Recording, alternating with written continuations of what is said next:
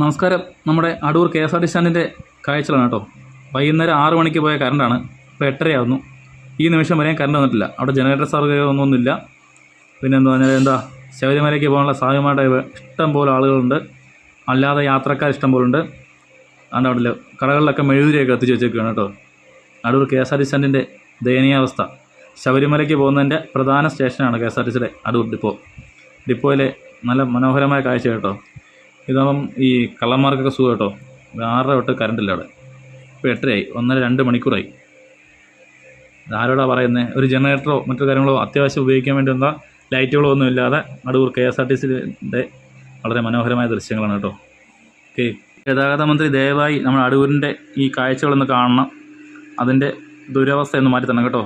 Adoor KSRTC bus stand അവസ്ഥയാണ്. വൈകുന്നേരം മുതൽ കറണ്ടില്ല. കറണ്ടും ഇല്ല.